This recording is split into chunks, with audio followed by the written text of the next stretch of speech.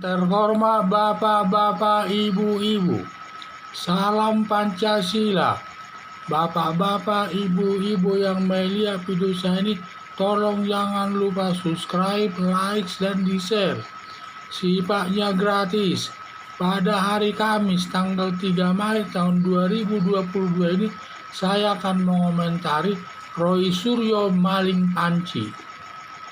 Selama menjawab Menteri Pemuda dan Olahraga tahun 2018, di akhir masa tugasnya mengambil perabotan kantor terdiri dari 3.226 jenis yang senilai sekitar 9 miliar. Di antaranya ada yang sudah dikembalikan.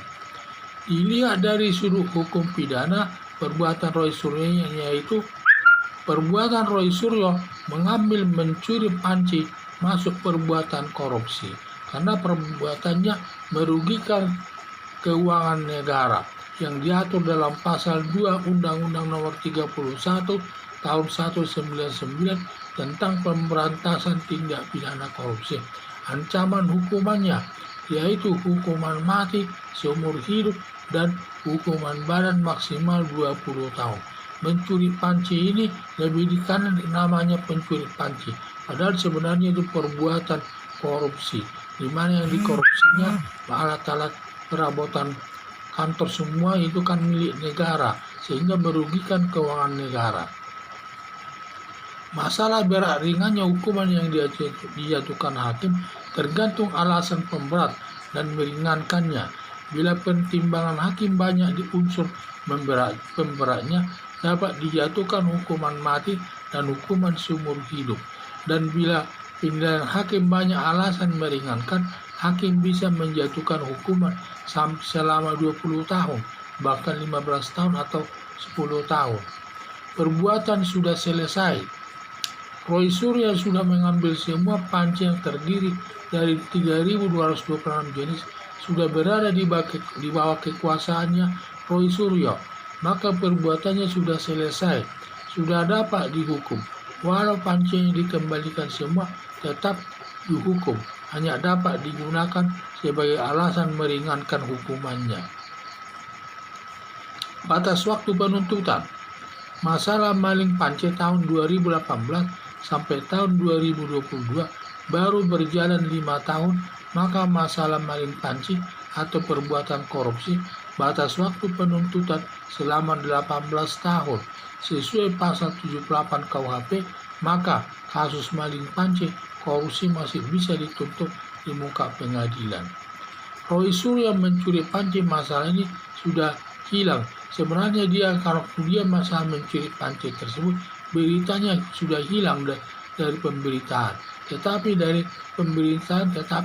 menuding Gus Yakut membandingkan suara azan dengan gonggongan anjing, Banser pendukung Gus Yakut tidak bisa menerimanya, lalu melaporkan Roy Suryo ke polisi terkait penghinaan kepada Gus Yakut dan masalah maling panci yang lebih berat perbuatannya dari penghina Gus Yakut tersebut. Polisi segera mengusir Roy Suryo atas kasus penghinaan Gus Yakut dan kasus maling panci atau korupsi, dan nanti hakim menjatuhkan hukuman sesuai dengan perbuatannya. Jadi harapan saya segera menangkap dan menahan Roy Suryo dan diproses sesuai dengan hukum yang berlaku oleh hakim yang berwenang untuk itu. Jadi Roy Suryo ini katanya dia maling panci. Maling panci itu sebenarnya istilah umum, itu hanya dibuat-buat. Tetapi masalah maling panci itu sebenarnya itu masalah korupsi. Dia mengambil perabotan kantor tersebut sampai 3.226 jenis yang nilainya seharga 9 miliar. Dan juga itu milik negara, uang negara, berarti merugikan keuangan negara. Dan di situ dia melakukan perbuatan korupsi itu. Dan juga dia merupakan juga sebenarnya berita ini sudah hilang dari permukaan. Tetapi karena dia mengomentari masalah pernyataan Gus Yakut, katanya yang menuduh membandingkan suara azan dengan gonggongan anjing, di mana Banser tidak bisa menerimanya. Padahal Banser ini atasannya Gus Yakut, sehingga para Banser ini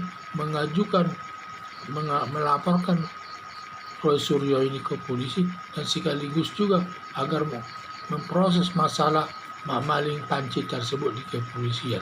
Karena polisi juga berhak memeriksa kasus korupsi, kejaksaan, KPK berhak memeriksa kasus korupsi tersebut. Ini yang saya lihat masalah Roy Suryo ini, sehingga supaya diambil sebagai tindakan yang tegas. Karena Roy Suryo ini, kalau dia tidak menyampaikan masalah, membandingkan masalah gonggongan anjing dengan suara azan itu, kemungkinan dia tidak akan diproses ini. Karena masalah maling panci ini sudah hilang dari pemberitaan di tengah-tengah masyarakat.